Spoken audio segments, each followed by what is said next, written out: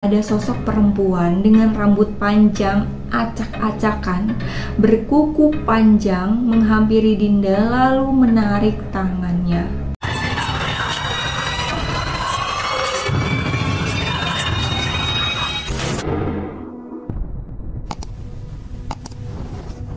Hai guys, assalamualaikum, terima kasih udah mampir di channel aku. Seperti biasa aku akan membahas atau menceritakan kisah-kisah horor nyata dan kejadian-kejadian mistis yang dialami oleh sobat horor kita.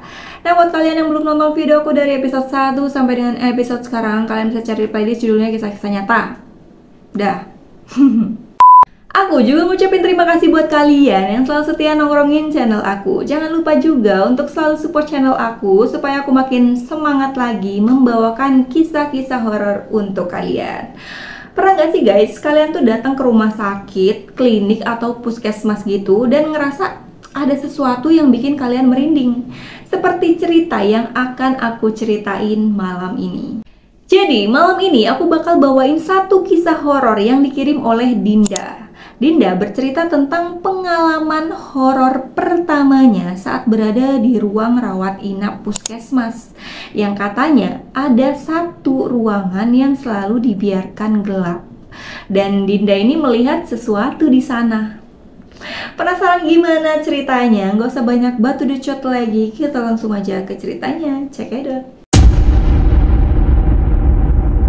Pengalaman horor Dinda ini terjadi sekitar 2 tahun lalu, tepatnya di tahun 2021. FYI guys, Dinda ini bukan anak IndiHome atau anak yang peka terhadap hal-hal gaib. Tapi nggak tahu kenapa di malam itu dia bisa melihat semuanya. Berawal ketika Dinda menemani kakak iparnya, sebut aja namanya Teh Desi, yang sedang dirawat di puskesmas. Saat itu Dinda pergi ke puskesmas sekitar jam 10 pagi dengan tujuan gantian jaga nih sama suaminya Teh Desi. Sebelum kita masuk lagi ke ceritanya, aku bakal menjelaskan dulu nih tata letak kamar rawat inap di puskesmas itu guys. Kamar yang ditempati Teh Desi ini berada di belakang dengan jumlah 4 pintu kamar. Di samping deretan kamar itu ada satu ruangan dengan nama ruangan linen. Buat yang belum tahu ruangan linen itu apa, ruangan linen itu adalah tempat untuk menaruh kain-kain untuk kebutuhan rumah sakit gitu lah guys ya. Kayak spray, sarung bantal, dan lain-lain. Nah, di depannya juga ada kamar lain, tapi posisinya tuh membelakangi gitu guys. Gak berhadap-hadapan, dengan jumlah kamar yang sama. Dan satu kamar ada total 3 ranjang pasien. Nah, kita masuk lagi ke cerita Dinda. Singkatnya, sekitar jam 9 malam karena Dinda ini ngerasa di dalam kamar itu pengap, jadi dia memutuskan untuk keluar kamar. Duduklah nih dia di kursi tunggu sambil main handphone. Malam itu tuh berasa sepi banget karena emang di deretan kamar yang ditempati Teh Desi itu nggak ada pasien. Jadi hanya ada Teh Desi aja. Oh ya, aku lupa ngasih tahu kalau di samping ruangan linen itu ada ruang rawat inap untuk anak, tapi kosong, lampunya juga dimatiin. Dan posisi duduk Dinda tepat berada di depan kamar anak itu guys. Setelah beberapa menit duduk sambil scroll handphone, Dinda ini dengar ada suara air keran dari ruang linen. Karena memang di ruang linen itu ada space gitu untuk nyuci gitu guys. Ada mesin cucinya juga. Dinda udah mulai agak merinding, tapi dia tetap berusaha berani untuk matiin si air kerannya ini. Dengan bermodalkan senter handphone, dia masuk ke ruangan itu untuk matiin air. Karena memang di ruangan itu tuh gelap banget. Selesai mematikan air, Dinda ini kembali duduk dan melanjutkan scroll HP-nya. Singkat cerita, sekitar jam 11 malam saat Dinda memutuskan untuk masuk lagi ke ruangan Teh Desi, tiba-tiba ada anak kecil berusia sekitar 6 tahun keluar dari ruangan rawat inap itu. Padahal posisi ruangan rawat inap anak itu kan gelap. Nah, saat itu Dinda nih nggak berpikir negatif karena emang si anak itu tuh terlihat seperti anak pada umumnya, nggak kayak hantu atau semacamnya lah. Dengan membawa boneka kelinci, si anak itu menghampiri Dinda dan berkata, "Kak, aku boleh duduk di sini?" "Boleh," kata Dinda. Kok kamu malam-malam di sini? Keluar dari situ lagi, abis ngapain kamu?" tanya si Dinda. Si anak itu cuma bilang, "Gak apa-apa kak, aku lagi kesepian aja. Aku gak punya temen, kakak mau gak jadi temen aku?" kata si anak itu. Dinda yang denger ada anak yang bilang gitu, ya dia cuma bilang, "Ya boleh dong, masa gak boleh? Nama kamu siapa?" kata Dinda. Dan si anak tuh cuma jawab, "Nama aku Bunga.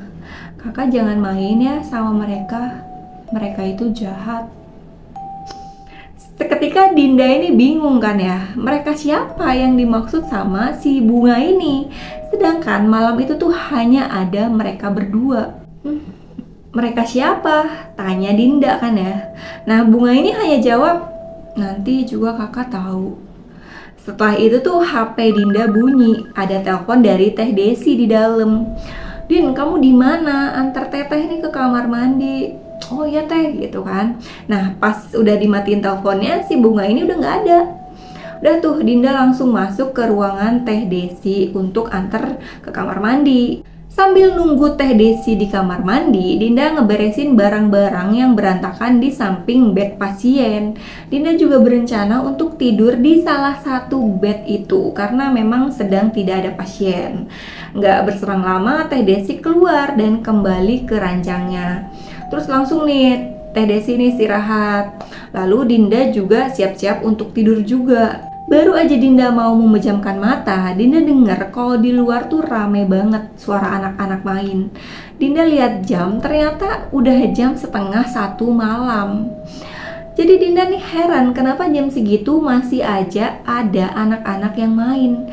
Apalagi posisinya kan di puskesmas, yang notabene tuh jarang ada anak kecil ya kan. Saat itu Dinda coba untuk ngintip keluar lewat jendela kamar. Kalian tahu, di luar tuh bener-bener sepi dan gak ada orang sama sekali. Dinda mikir, mungkin si anak-anak tadi tuh udah pada pergi kali ya.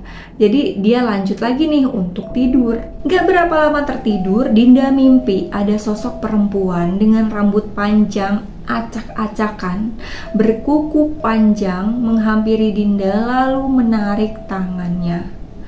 Dinda berusaha sekuat tenaga untuk bisa lepas dari si sosok itu.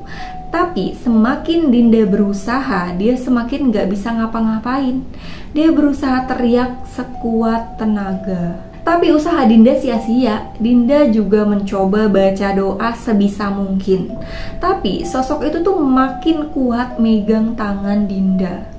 Nah, Dinda berhasil lepas dari si sosok itu atas bantuan Bunga. Kalian ingat kan siapa Bunga? Ya, anak kecil yang ketemu Dinda pas di depan ruang rawat anak itu guys.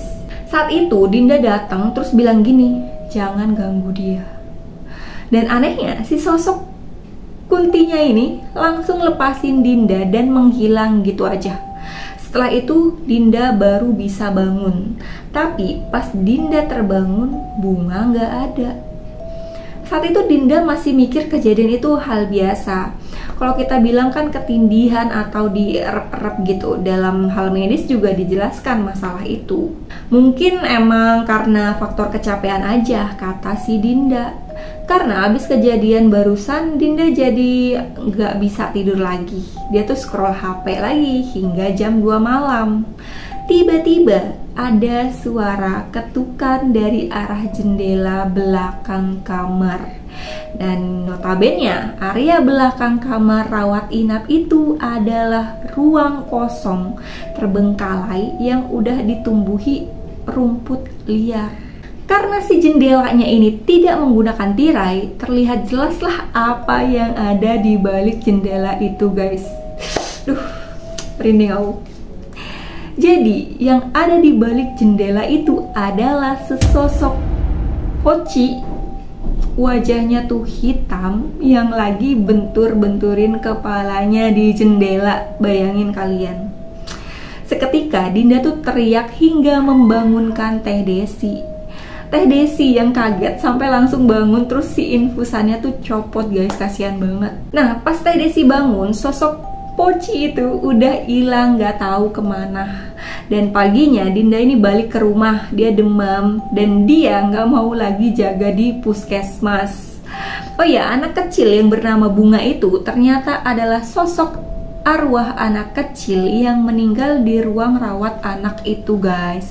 Sampai saat ini sosok Bunga ini masih ngikutin Dinda katanya. Katanya sosok Bunga ini kesepian di sana, makanya ngikutin Dinda. Dinda juga nggak keberatan soal itu katanya. Kok banyakin katanya ya? Oke, itu dia sedikit cerita dari Dinda. Semoga bisa menghibur waktu senggang kalian, guys. Nah, buat kalian yang punya cerita horor dan mistis lainnya, kalian bisa kirim cerita kalian ke email aku yang ada di kolom deskripsi. Sekian dulu video kali ini, dan jangan lupa like, komen jika ada yang perlu diperbaiki, dan jangan lupa juga untuk subscribe channel ini dan nyalakan loncengnya supaya kalian bisa tahu kalau aku upload video terbaru. See you next time, guys. Bye bye.